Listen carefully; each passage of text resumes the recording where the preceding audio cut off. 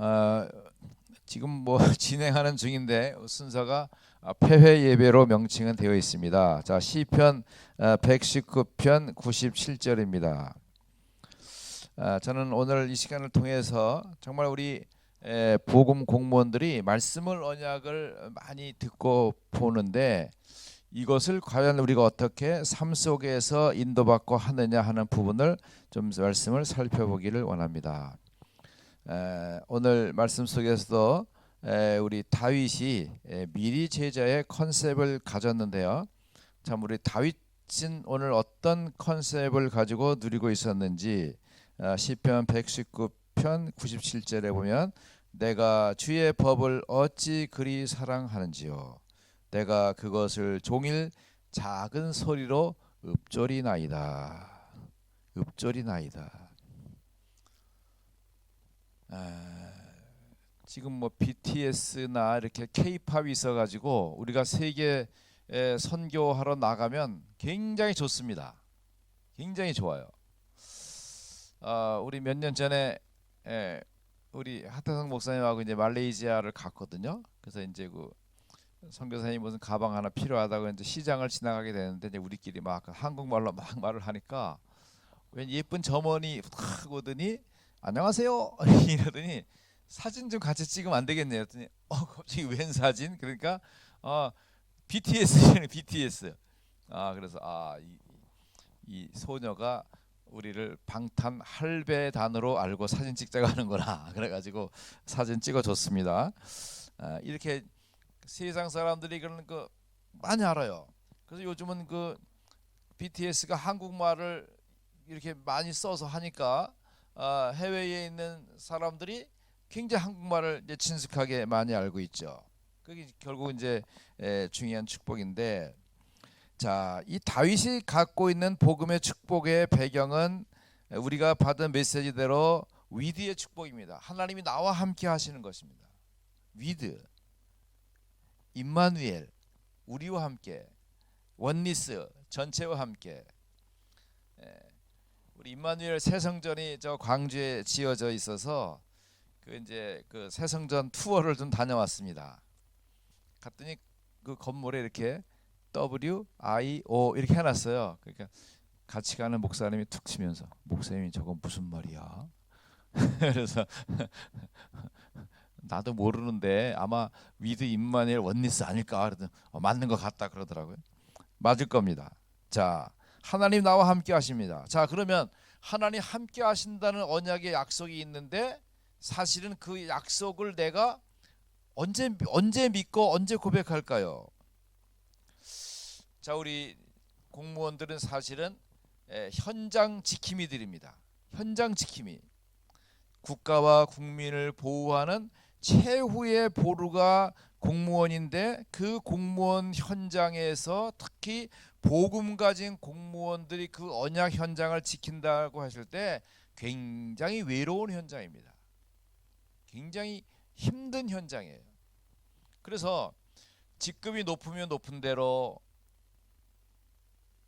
직급이 낮으면 낮은 대로 내가 하는 일과 환경을 통해서 여러 가지 어렵고 힘든 일들이 많이 부닥쳐오고 해결해야 될 것들이 많아요.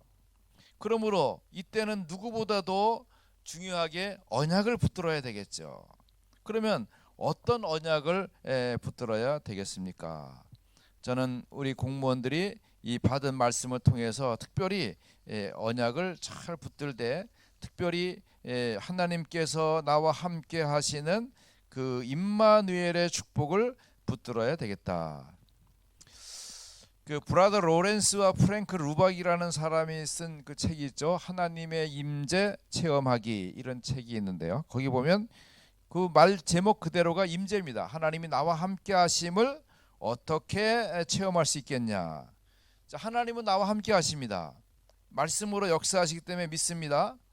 그런데 내가 얼마나 많은 시간 그 마음과 생각이 하나님의 것으로 채워져 있느냐, 이건 좀 다른 얘기입니다.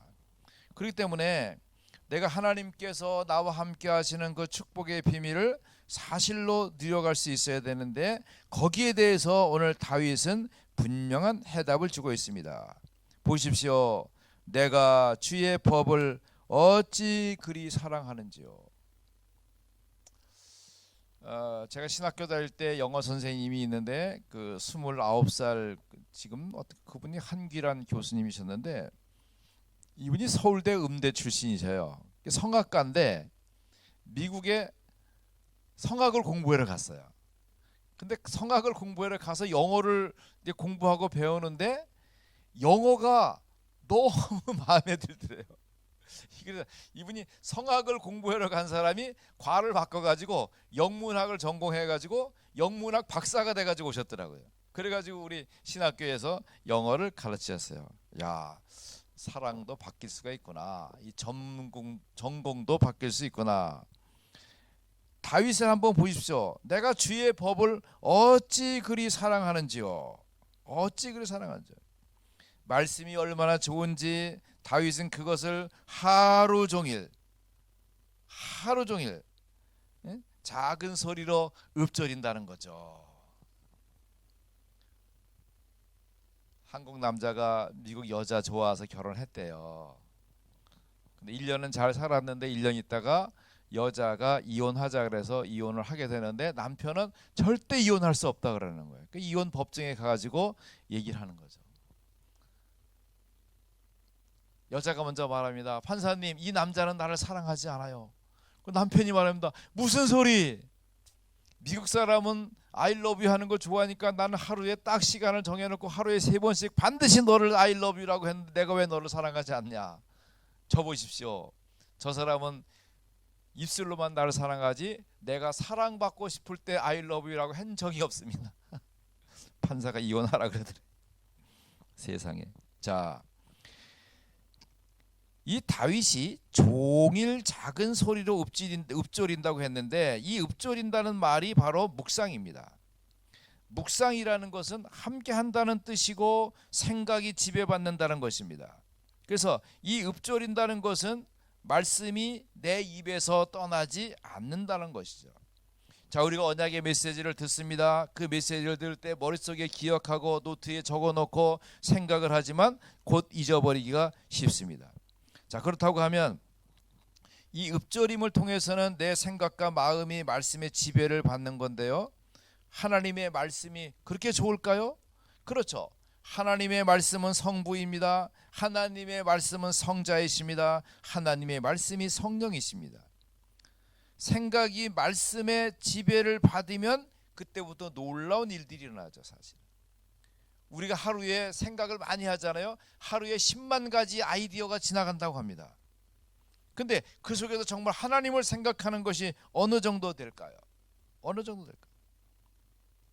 오늘 많은 크리스찬들이 힘을 잃어간다고 합니다. 우리 복음 가진 교회들도 이 비대면으로 되어지니까 작은 교회는 점점 더 어려워지는 것을 보게 됩니다.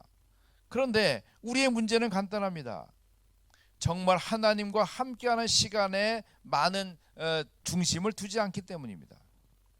다윗은 오늘 말씀을 보니까 하나님의 말씀을 묵상하는데 읊조리는데 많은 시간을 두고 있음을 보게 됩니다. 우리가 하나님을 닮아가기 위해서 알아가기 위해서 많은 시간을 기꺼이 하나님께 드려지는 것은 가장 귀하고 복된 일이라 여겨집니다. 어떻게 하나님을 묵상하고 말씀을 따라갈 수 있을까요? 내가 좋아하는 찬송이 있으면 그 찬송을 부름을 통해서 하나님의 임재 속에 들어가는 것도 굉장히 좋죠. 주님의 뜻을 이루소서 고요한 중에 기다리니. 내가 의미되는 찬송을 부르면서 하나님이 함께 하시는 그 속으로 들어가거나 내 마음으로 묵상하는 개념을 가지고 드려지는 기도도 좋죠. 시를 쓰실 수 있는 분들은 시를 쓰면 되고요. 우리 장성도 목사님이 메시지만 잘하는 게 아니라 글도 잘 쓰실 것 같아요. 가끔 보면 이렇게 찬송가 무슨 나오면 가사가 장성도에 저 양반이 저런 것도 쓰나? 근데 메시지를 할 때 이렇게 잘 정리되고 그 아주 그 이면에 숨은 것을 딱 찾아서 언약 전달하시는 거 보면 아 충분히 가능성이 있다. 이거 굉장히 그 내공이 많으시다고 볼 수 있는 거예요. 여러분 이렇게 내가 주의 말씀이 내 속에 들어와서 내 삶에 고백되어지는 축복은 너무나도 중요한 것입니다. 그래서 하나님의 은혜가 채워지는 만큼 주의 능력과 은혜의 크기가 달라지는 거죠. 제가 시인이지 않습니까? 시집을 5권 냈으면 시인이에요. 책 한 권만 내면 시인이 되거든요. 근데 글이라는 게 늘 써지는 게 아니에요. 이 사람이라는 게 감정의 운물이 있습니다. 이 감정의 운물에 감정이 이 느낌이 채워져서 물이 이렇게 막 깊은 샘이 막 솟아 올라갈 때 그때 글이 나오는 거예요. 그 어떤 때는 하루에 막 5편도 막 쓰게 됩니다. 근데 어떤 때는 감정이 메마르면 몇 달 돼도 시 한 편이 안 써질 때가 있어요. 자, 이것을 우리가 하나님의 임재라는 개념으로 살펴볼 때에 하나님 나와 함께 하시죠. 근데 나의 관념과 개념이 하나님과 가까이 하지 않는 개념에 대해서 문이 닫혀 있는 상태라면 하나님의 임재를 체험하기가 어려운 것이죠. 그러므로 이 로렌스라고 하는 작가는 하나님의 임재를 체험하는 것은 성숙을 나아가는 반드시 그리스도인들이 치러야 할 대가다. 아주 좋은 대가고 가치가 있는 대가죠. 제가 청년 때 보았던 토마스 아켐피스의 그리스도를 본받아라는 책이 있죠.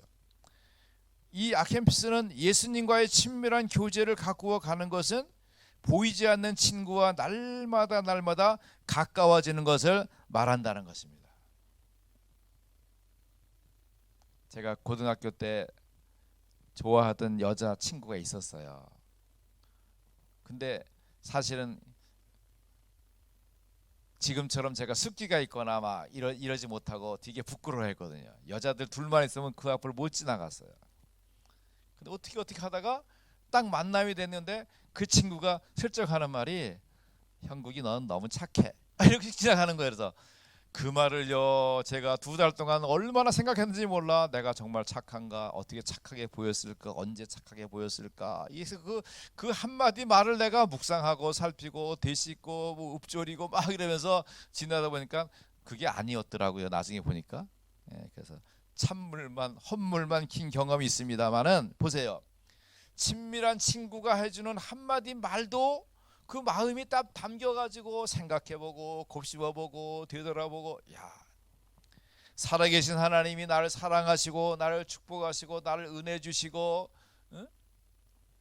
요즘 우리 민수기 말씀, 민수기 6장 22절 27절 말씀에 하나님 여호와 하나님이 너를 사랑하시고 너를 축복하시고 내게 얼굴빛을 향하여 들어 너를 보호하신다는 축복의 말씀은 얼마나 좋습니까? 그가 아켐푸스가 말하는 것처럼 보이지 않는 친구와 날마다 가까워지는 것이 이걸 의미한다고 하지 않습니까? 선포하는 메시지를 언약으로 붙들고, 여러분 메시지를 언약으로 붙들어야 됩니다. 늘 듣는 말씀이 아니야. 잘 새긴 언약으로 붙들고, 그 다음에 그걸 어떻게 마음에 둬야 돼요. 마음에 두는 방법은 뭡니까? 암송해야 되죠. 그리고 묵상해야 되죠. 그걸 생각하고 그리고 입술로 나지막히 고백하는 것입니다. 이게 나의 정체성을 회복하고 영적 힘을 얻게 되는 것입니다. 자, 우리는 읊조림을 배울 때 좀 잘못된 걸 배웠어요. 여러분 읊조림은 어떻게 배웠습니까? 되게 어머니의 신세 타령할 때 읊조림 많이 듣습니다. 뭐 이렇게 하면 괜히 아빠가 뭐 하다가 아버지가 술을 한다 드시거나 뭐라 하고 빽 소리 지르면은 뒤돌아 앉아가지고 내가 팔자가 기구해서 저런 신랑 만나가지고 그냥 내가 뭐 사는 게 지옥 같고 뭐 사는 거지 없고 애새끼들도 말 안 듣고 내 인생은 내 꼬라지는 이게 뭐고 나도 처녀 때는 잘 나갔고 어쩌고 저쩌고 이게 읊조림이거든요. 이 잘못된 각인을 가지고 계속 말하다 보면 그 인생이 그런 소리 자꾸 꼬여 들어가는 거예요. 자기도 모르게. 내가 신랑을 잘못 만나서 이 잘못된 읊조림 하는 거죠. 자, 그러면 우리는 다윗의 읊조림을 통해서 어떻게 우리의 정체성을 회복하고 영적 힘을 소유할 수 있을까요? 자, 화면 돌리겠습니다. 다음. 큰일 났습니다. 왜 큰일 났어요? 아니 지금 이 소녀 마리아에게 천사가 나타나서 내가 아들을 낳으리라. 아이고, 세상에 이런 일이 어디 있습니까? 나는 요셉이란 청년하고 결혼해야 될 판인데 제가 아기를 낳다니요. 난 요셉하고 손도 잡은 적이 없는데 어떻게 아기를 낳습니까? 큰일 났지 않습니까? 내 삶에 전혀 예상하지도 못했고 생각하지도 못한 일. 처녀가 임신한다? 유대의 율법 따라서는 돌에 맞아 죽어야 됩니다. 이때 마리아의 자세를 보십시오. 어이없어 하거나 하필 하고 많은 여자 중에 왜 나한테 걸렸을까? 예수님 당시에 팔레스타인 인구가 200만 명이랍니다. 그러면 그 중에 절반이 100만 명인 여자라고 했을 때, 그럼 100만 명 중에 왜 100만 분의 1로 내가 왜 처녀가 아기를 낳는 그 자리에 붙이게 되었을까? 좌절하지 않았습니다. 도리어 이런 환경을 만났을 때, 다음 보세요. 마따오 셰프. 이 마테오 셰프가 히브리어인데요. 영어로 What do you think입니다. 너의 생각은 뭐냐?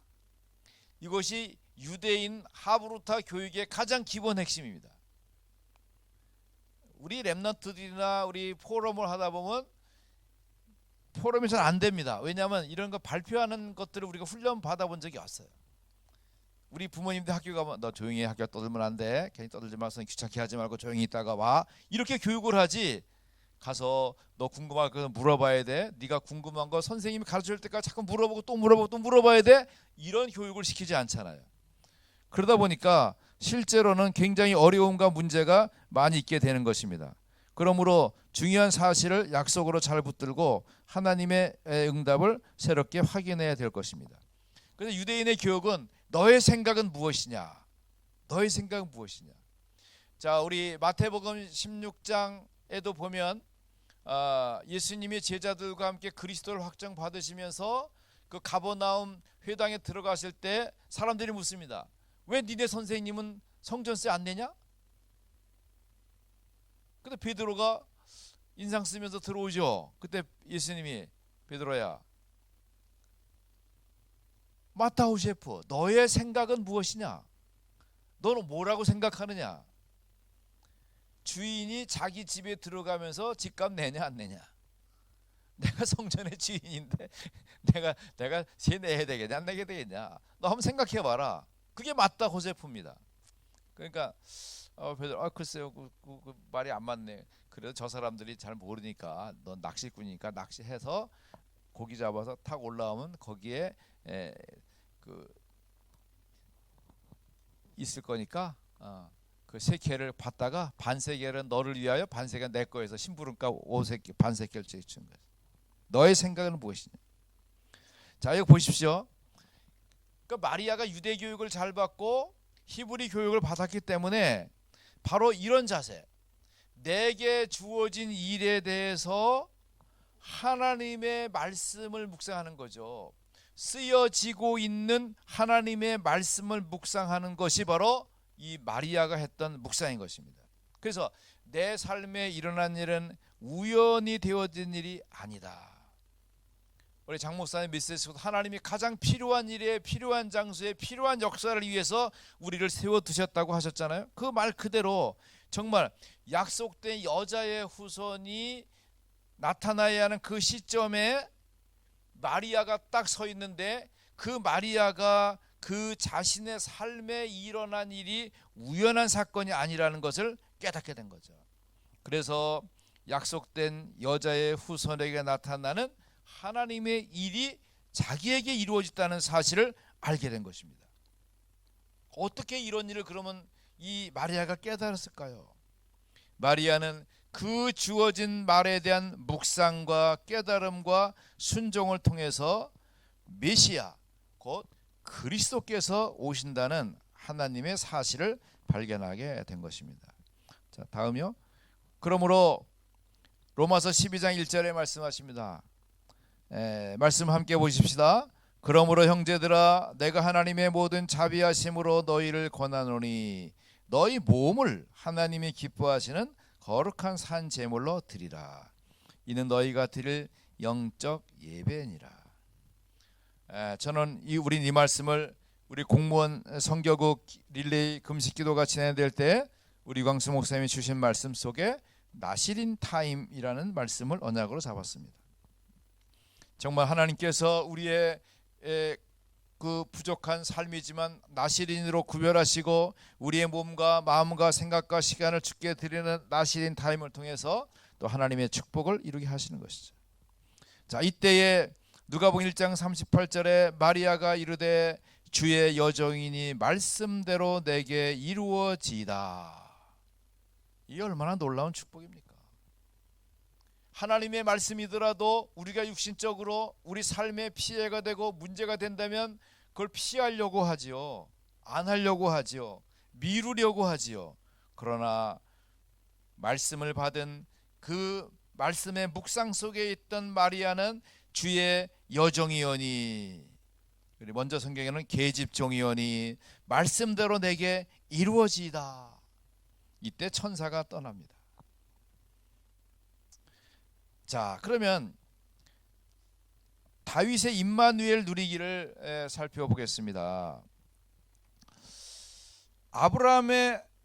아브라함과 다윗의 계보를 잇는 여자의 후손으로 오실 그리스도를 바라보면서 이 다윗은 하나님을 누리는 방법으로 하루 종일 작은 목소리로 말씀을 읊조립니다 라는 이런 소중한 시간을 가졌습니다. 자, 우리 묵상이 뭘까요? 묵상은 말씀으로 특정 대상을 깊이 생각하는 행위입니다. 우리 묵상 메시지 많이 들어도 묵상이 뭔지 모르는 분들 많아요. 그래서 진리에 대해서 반복적으로 깊이 생각하는 것이 묵상입니다. 그래서 묵상은 하나님을 맛보는 일입니다. 하나님을 어떻게 맛봅니까? 이 음식이 짠지 단지 먹어봐야 될 거 아닙니까? 하나님의 말씀을 맛봐야 됩니다. 그래서 이 맛본다는 거에서 이렇게 보면 됩니다. 우리 어릴 때 보면은 이제 동네 강아지가 어떻게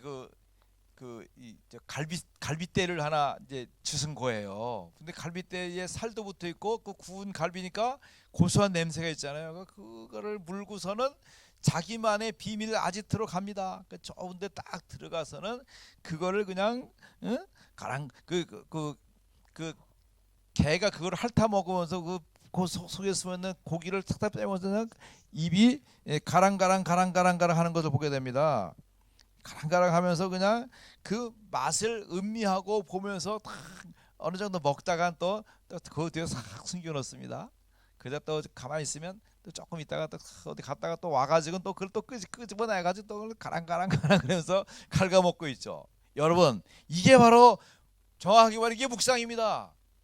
하나님의 좋은 것을 내게 주셨는데 그건 히브리어는 하가라는 말인데, 하가 곰곰이 생각하다, 또 신음하다.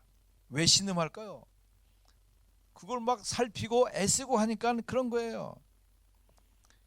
정말 하나님의 말씀을 받고 너무 좋아가지고 이거 어떻게 하지 이거? 이거 혼자 듣고 혼자 누리기 아까웠네. 그래서 말하는 게 전도 아니겠어요? 그래서 이 하가를 설명할 때 이런 말도 합니다. 비둘기가 왜 아침에 일어나서 반복적으로 구구구구 이렇게 하면서 소리를 내고 가잖아요. 그것이 바로 그 하가라는 뜻이에요. 내 소리를 읊조림을 계속하는 거죠. 또 어떤 경우에는 사자가 말이죠, 먹을거리 사슴을 젊은 암사슴을 딱 잡아가지고는 이제 소리를 지르는 거죠. 야, 내가 드디어 암사슴 먹을 거 살았다. 야, 우리 식구 오늘은 배 불렀어. 걱정하지 마. 그 다음에 너 하이에나 까불지 마. 이거 내가 먼저 잡은 거야. 이렇게 이제 소리를 치는 거. 이걸 하가라고 하는 겁니다. 그러니까 이 묵상이라는 말 속에, 읊조림이라는 말 속에 하나님의 굉장히 귀중한 축복이 많이 들어있음을 보게 됩니다. 그렇다고 하면 읊조림은 뭡니까? 하나님이 주신 말씀의 뜻을 의미하면서 낮은 목소리로 그 소리를 읊는 것을 가지고 읊조림이라 할 수 있죠. 그럼 세상 사람들은 명상을 많이 합니다. 명상은 뭘까요? 명상은 말씀이 없는 묵상입니다. 말씀이 하나님이요, 말씀이 예수님이요, 말씀이 성령님이신데 그 말씀이 없이 묵상하는 것. 그러면 명상이라는 것은 그 깊이가 깊어지고 높아지고 넓어질수록 그 명상은 공허해지고 답답해지고 힘들어지는 것입니다. 자, 그러면 묵상과 읍조림까지 쭉 넘어갔네요. 자, 그러면 저는 어떻게 읍조림을 하고 있는지 여러분, 저는 이제 자주 하고 있고 전에도 한번 말씀드린 거 있지만 저는 특별하게 하기보다는 제가 누리고 있는 그 누림과 자유를 우리 공무원 형제들에게도 같이 누릴 수 있으면 좋겠습니다. 저는 늘 우리 모임 속에서나 우리 제자들이나 우리 성도들이나 저에게 훈련되는 분들에게 꼭 이 사실을 전하고, 이 공무원의 외로운 현장, 답답한 현장, 힘든 현장에서 어떤 축복을 누릴 것인가, 내가 갖고 있는 복음을 읊조릴 수 있어야 된다. 그럼 우리의 읊조림 뭘 읊조려야 되냐? 우리는 복음을 묵상하고 복음을 읊조리는 거죠. 복음이 뭡니까? 예수가 그리스도인 게 복음이잖아요. 그 복음 속에서 그리스도를 왕으로, 제사장으로, 선지자로 고백하고 읊조리면서 거기에서 나의 꿈과 비전을 발휘할 수 있으면 그것보다 중요한 일은 없다라고 여겨집니다. 자, 그렇다고 하면 저는 이렇게 고백합니다. 주 예수는 그리스도시요 살아계신 하나님의 아들이십니다. 예수님은 사탄 꺾은 왕이신 그리스도이십니다. 나는 아담의 후손으로 구원받은 하나님의 아들 정영국입니다. 예수님은 죄와 저주를 해결하신 제사장이신 그리스도이십니다. 나는 하나님 떠나 12가지 영적 문제의 재앙에서 해방된 신분 권세 가진 남은 자 렘넌트입니다. 예수님은 하나님 만나는 길 선지자이신 그리스도이십니다. 나는 수원인마을교회 담임 목사로 흑암 꺾은 빛을 가진 시대 살리는 전도자입니다. 저희 천명은 수원인마을교회 전도목회와 공무원 선교국장과 복음 칼럼니스트로서 이스라엘 나라 담당자로 요르단 237 나라 세계 복음하는 것입니다. 이게 이제 저의 읍조림입니다. 이것은 새벽기도나 어느 중요한 모임이나 저 혼자 있을 때나 또 운전하고 갈 때나 언제든지 쉽게 내가 복음에 묵상하고, 그리고 여기서 이제 그 가치를 찾아갈 때 굉장한 중요한 축복을 이루게 됩니다. 제가 이렇게 하니까 어떤 권사님이, 목사님 그거 복음 세치면 나도 좀 가르쳐줘요. 그래서 제가 불러줬어요. 써달래. 써서 보내줬어요. 그랬더니 권사님도 기도할 때마다 앉아서 하고, 이제 손주하고 앉아가지고 이제 이렇게 복음 전달하면서 하는 거죠. 그랬더니 손주가 물어보더래요. 할머니 12가지 영적 문제가 뭐야? 12가지 영적 문제? 12가지 영적 문제는 창세기 3장, 6장, 11장, 사도행전 13장, 16장, 19장, 불신의 6가지 상태가 12가지 영적 문제야. 그래? 창세기 3장 문제가 뭔데? 여기 선주가 창세기 3장 문제는 사탄이 우리를 속여가지고 하나님 떠나게 했거든. 그래서 운명 사주팔자에 빠졌어. 그 운명 사주팔자는 뭐야? 그 권사님이 운명을 대해서 얘기하면서 자기 가문의 얘기를 이제 손주랑 하다 보니까 갑자기 그냥 옛 생각이 너무 확 나고 복음이 너무 감사해가지고 막 복음 설명하다가 손주랑 붙들고 울었다는 거야. 참 잘했습니다. 여러분, 그 중요한 사실이죠. 자, 나의 읍조림. 저는 여기에서 중요한 것은 무엇을 읍조릴 것이냐? 그리스도를 읍조려야 됩니다. 많은 분들에게 복음의 가치를 누리면 주 예수는 그리스도시요 살아계, 여긴까지는 그 다음에 뭐야? 그리스도는 모든 끝이지, 이렇게 하는 게 아니라 그리스도가 갖고 있는 왕권에 대한 가치를 정확하게 나타내고 축복 누려야 될 줄로 믿습니다. 왜냐하면 그리스도의 왕권을 가지고 우리가 하나님의 아들 되고 딸 됐다는 사실을 아주 어릴 때부터 각인시키는 것 너무 중요합니다. 아까 우리 목사님 중요한 말씀 주셨어요. 우리도 사실은 나이가 막 40, 30 후반 이럴 때 복음을 받아 보니까 이미 목사 됐습니다. 신학 다 배웠습니다. 읽을 만한 책을 다 봤습니다. 사상과 철학이 다 확립된 가운데 그리스도 충격. 그 충격의 가치가 지금 30년 이끌어 왔는데요. 이게 잘 안 빠지는 거예요. 그래서 어릴 때부터 렘넌트들에게 바로 복음을 줘야 되는 거죠. 그러니까 어려운 현장에서 왜 복음 축복을 계속 누리지 않고 있느냐? 사실은 우리가 원래 입고 있던 데다가 복음의 옷을 입어서 이게 잘 안 맞는 거예요. 자기가 이게 빨리 맞춰야 되는데, 맞춰야 되거든요. 옷도 뭐 일본식으로 하는 가봉을 해가지고 몸에 맞춰야 되는데 그걸 안 맞추고 그냥 입고 있다가 불편하니까 좀 뭐 다른 거 나오면 그냥 계시록 좋다 그러면 글로 가버리고, 뭐 이제 예수님 다시 오신다 뭐 마라나타 해버리면 글로 가버리고, 이렇게 되는 거죠. 자, 그러므로 예수님의 왕권을 고백하는 게 정말 중요합니다. 그와 함께 내가 아담의 후손으로 절대 멸망할 수밖에 없는 자세인데, 나는 하나님의 아들이다 딸이다. 아주 어릴 때부터 하나님의 아들, 하나님의 딸 이렇게 교육받으면 내가 동성애, 그건 설명이 필요 없습니다. 나는 아들이야, 난 딸이야, 이렇게 돼야 되지. 저는 간혹 이제 교회 같은 행사할 때 여자가 남장하거나 남자가 여자 옷 막 이런 거 보면 아주 꼴보기 싫습니다. 왜 그런 일을 합니까? 그런 거 우리 하면 안 되는 거죠.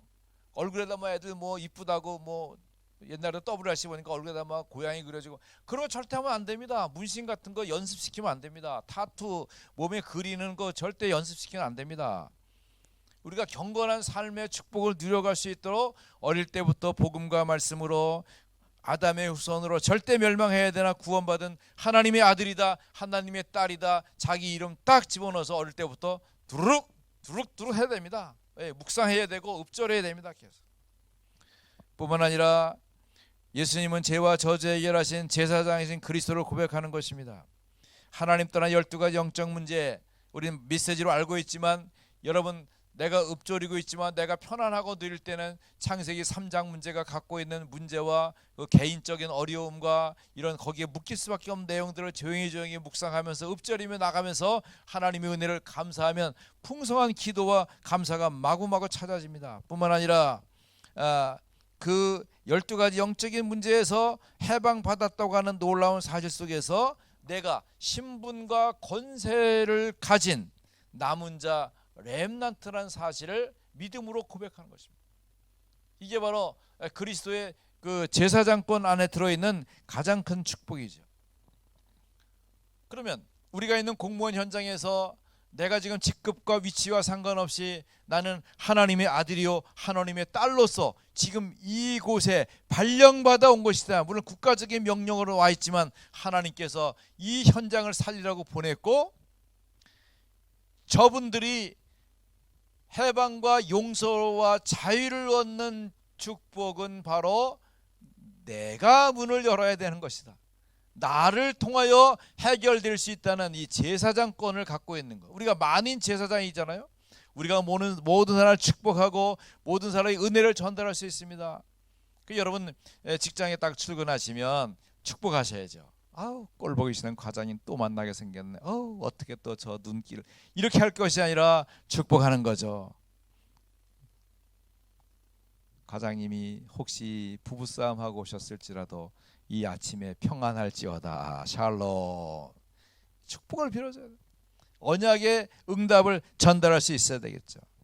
뿐만 아니라 예수님은 하나님 만나는 길 선지자이신 그리스도이십니다.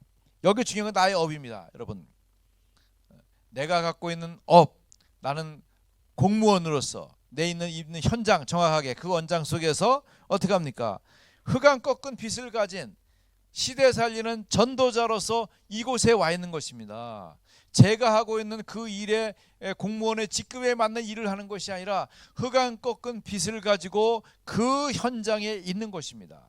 그렇기 때문에 하나님의 은혜와 응답이 분명히 나타나고 축복과 증거로 임하게 될 것입니다. 그래서 나의 업이 하나님께서 허락하신 흑암 꺾은 빛을 가진 살리는 전도자의 응답 속에서 내가 공무원 선교사 역할을 하는 것이죠.